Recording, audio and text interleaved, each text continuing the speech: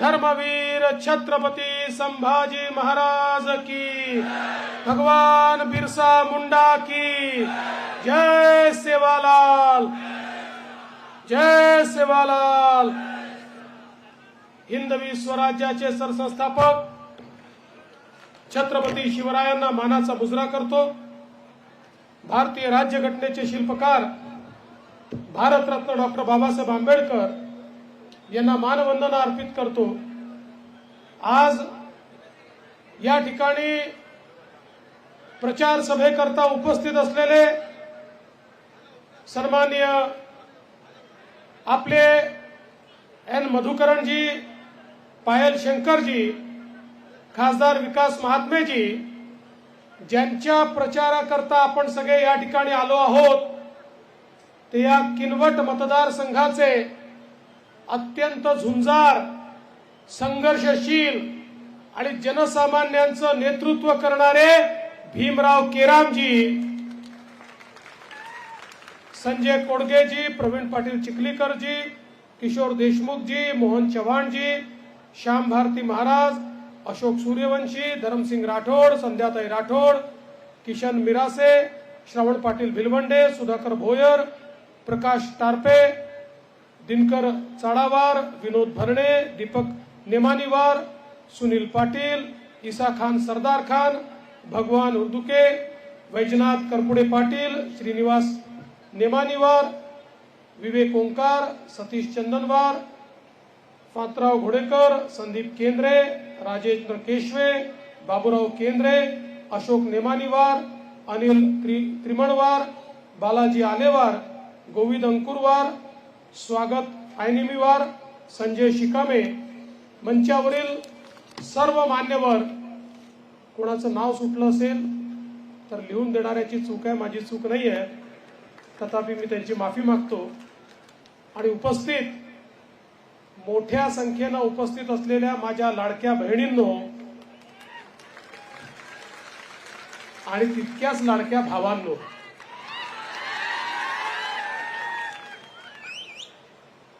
आज किनवट मतदारसंघामध्ये भीमराव केरामजी यांच्या प्रचाराकरता आपण सगळे लोक एकत्रित आलो आहोत।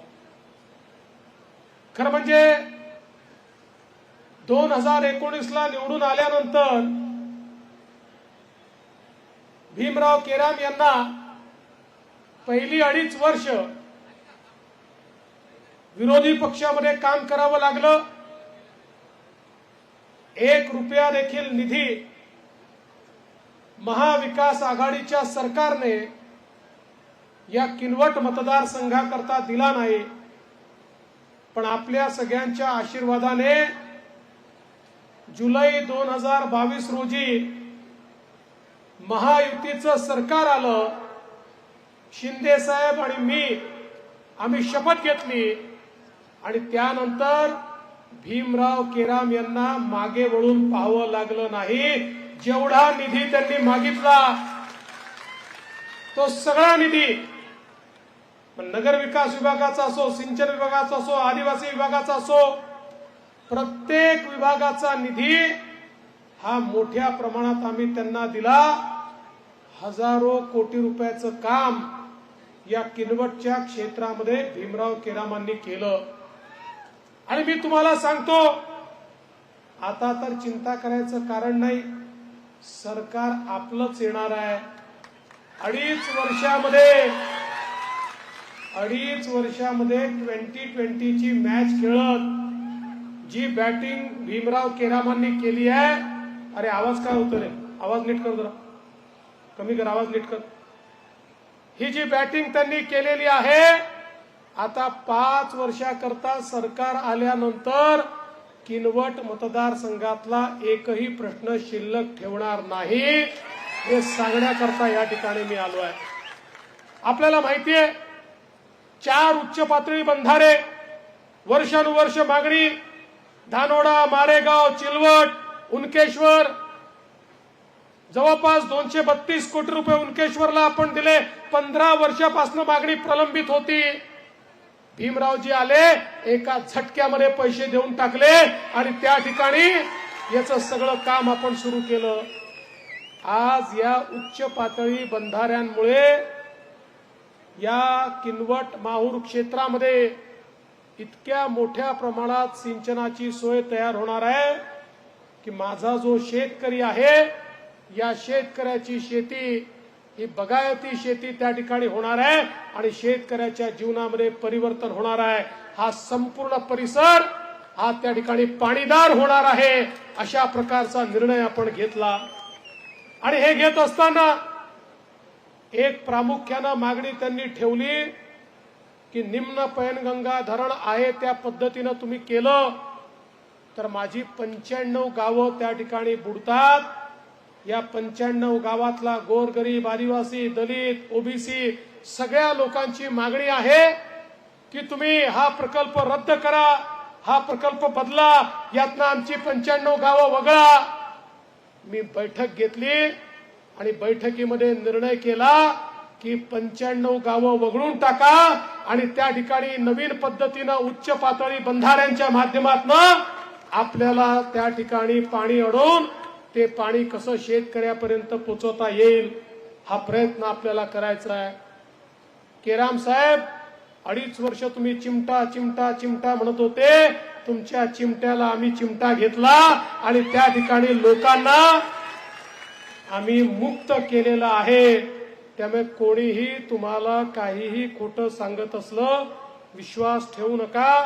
मी पाटबंधारे मंत्री आहे, मी इरिगेशन मंत्री आहे. मी घेतलेला निर्णय आहे या 95 गावच्या लोकांना विस्थापित करणार नाही.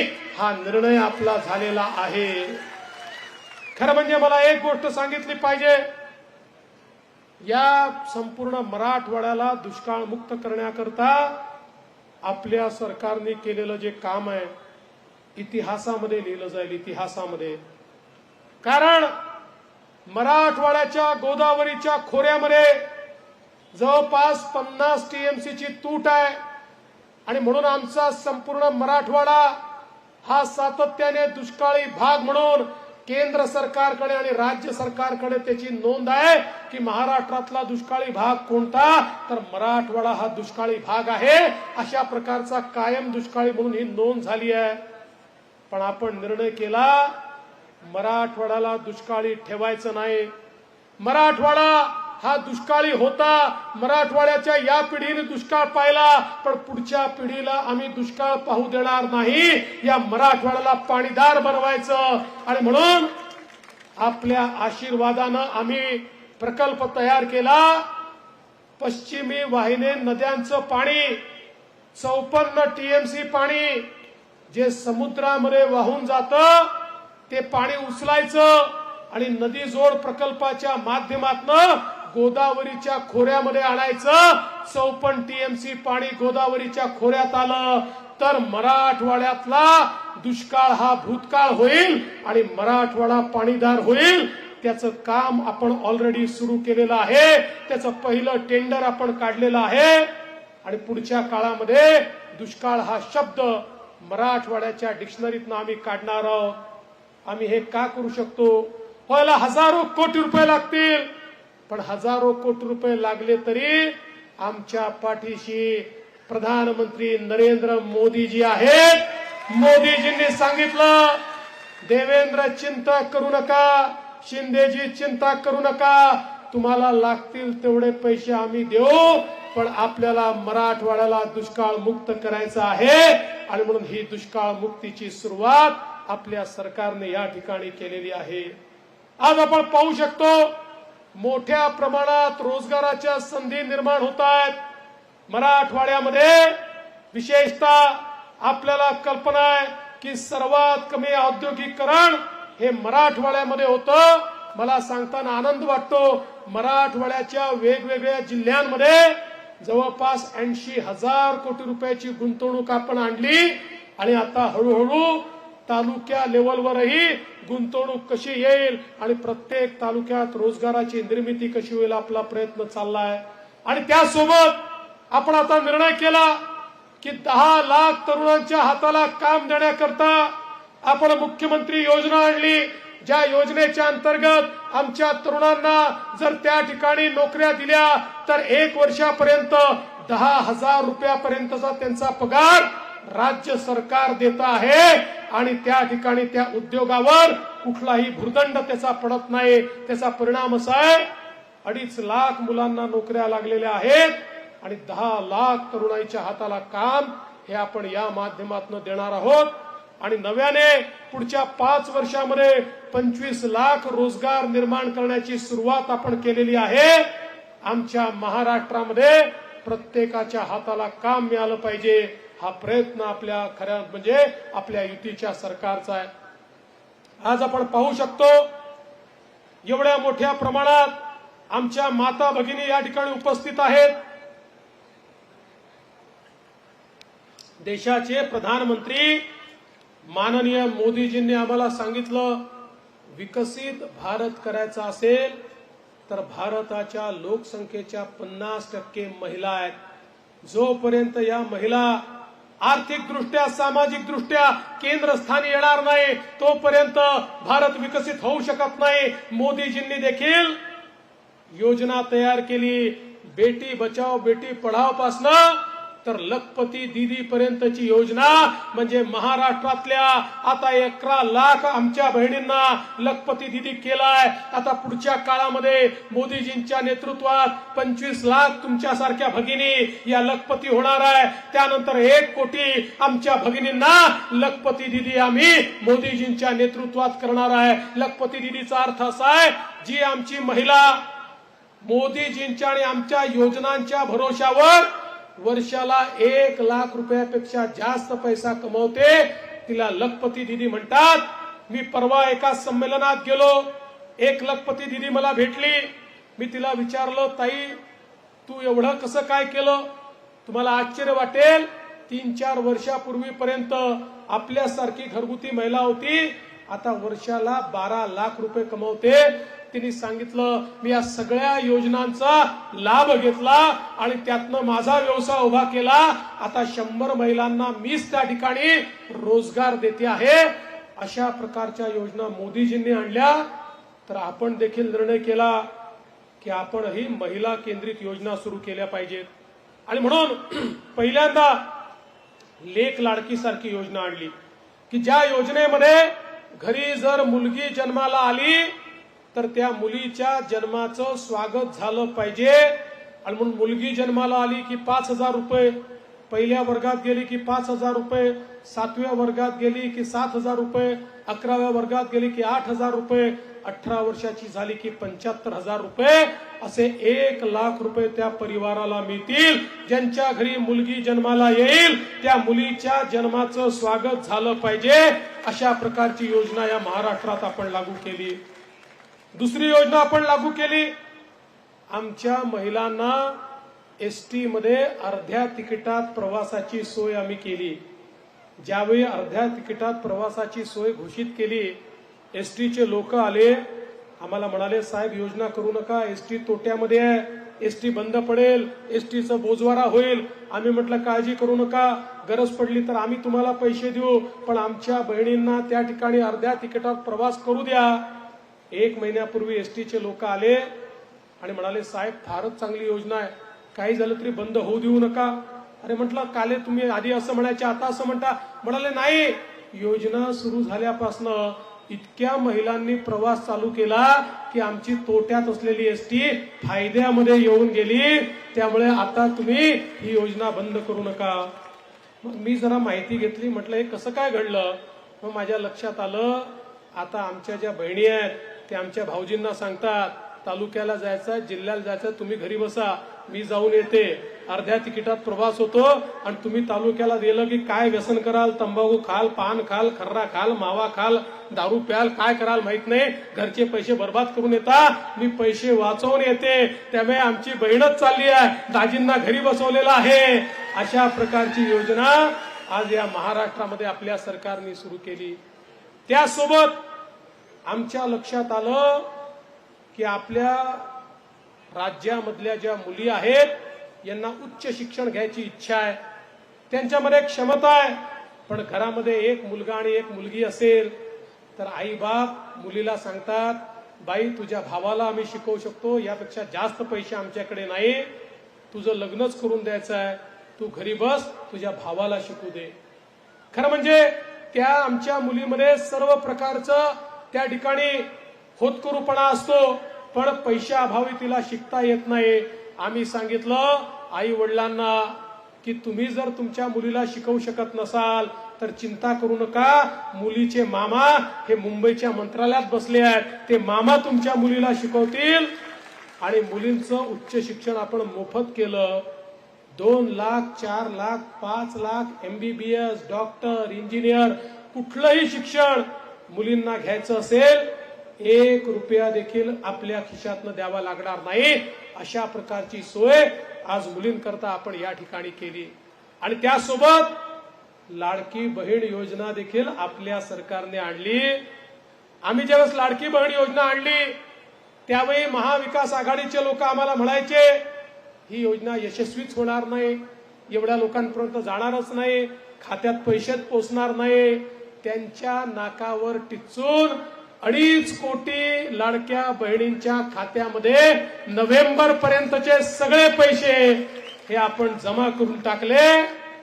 पण लाडक्या बहिणींनो, जसे आम्ही तुमचे सख्खे भाऊ आहोत तसे काही तुमचे सावत्र भाऊ देखील आहेत. हे महाविकास आघाडीवाले सावत्र भाऊ कोर्टामध्ये गेले, कोर्टामध्ये उच्च न्यायालयात गेले, ऑफिशियल गेले आहेत, ऑफिशियल, कोणी प्रॉक्सी नाही. यांचा जो प्रमुख आहे तो कोर्टात गेला आणि कोर्टामध्ये जाऊन त्यांनी त्या ठिकाणी सांगितलं लाडकी बहीण योजना, लेक लाडकी योजना, एसटीच्या प्रवासाची योजना किंवा मुलींच्या शिक्षणाची योजना, या सगळ्या योजना पैशाचा चुराडा आहे, कोर्टाने या योजना बंद कराव्या. म्हणून याकरता महाविकास आघाडीचे लोक हायकोर्टमध्ये गेले. पण काळजी करू नका, आम्ही त्या ठिकाणी लढाई लढलो आणि हायकोर्टाने त्यांना दिलासा द्यायला नकार दिला आणि लाडकी बहीण योजना सुरूच राहील हे हायकोर्टाने देखील त्या ठिकाणी सांगितलं. पण मला तुम्हाला या ठिकाणी एवढंच सांगायचं आहे, हे महाविकास आघाडीचे लोक जर पुन्हा निवडून आले तर हे पहिलं काम काय करणार?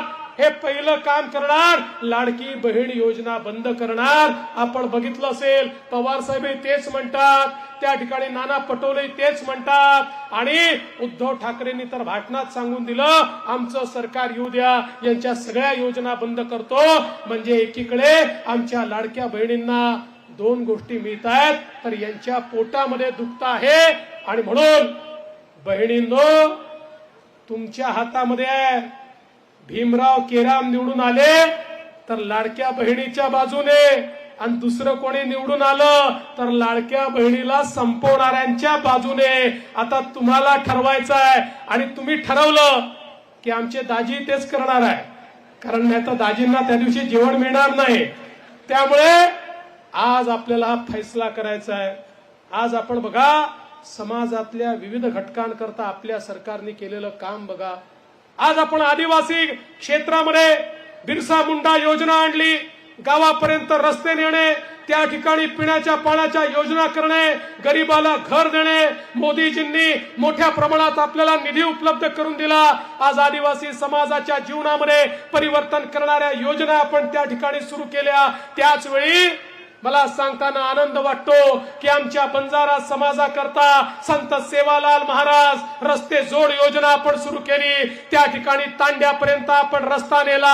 आणि एवढंच नाही तर पोहरा देवीमध्ये ज्या ठिकाणी खऱ्या अर्थानं बंजारा समाजाची दक्षिण काशी आहे, त्या काशीमध्ये इतके वर्ष झाले, इतकी सरकार आली, त्या सरकारनं कधी लक्ष दिलं नव्हतं. 500 कोटी रुपये खर्च केले. आपल्यापैकी आपण कोणी जाऊन बघा, त्या ठिकाणचं संपूर्ण चित्र आपण बदलवून टाकलं आणि खऱ्या अर्थानं त्या दक्षिण काशीला काशीचा दर्जा देण्याचं काम हे आपल्या सरकारनं या ठिकाणी केलं. अरे या माहूरगडावर आमच्या आईला त्या ठिकाणी सोयी मिळाल्या पाहिजेत, आईच्या भक्तांना सोयी मिळाल्या पाहिजेत, म्हणून काम करणारं आपलं सरकार आहे. या ठिकाणी ओबीसी समाजाच्या आमच्या मुलांकरता 52 हॉस्टेल तयार करणारं हे आपलं सरकार आहे. समाजातल्या प्रत्येक घटकाचा विचार करणारं अशा प्रकारचं आपलं सरकार आहे. आणि म्हणून बंधू भगिनींनो, तुम्हाला एवढीच विनंती करण्याकरता आलो आहे, ही जी विकास यात्रा सुरू आहे,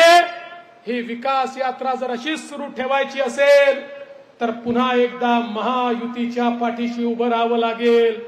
महायुती आहे तर गती आहे, महाराष्ट्राची प्रगती आहे. महाराष्ट्राच्या प्रगती करता, किनवटच्या प्रगती करता या ठिकाणी भीमराव केराम यांना निवडून द्या एवढीच विनंती करतो आणि माझं बोलणं संपवतो. धन्यवाद.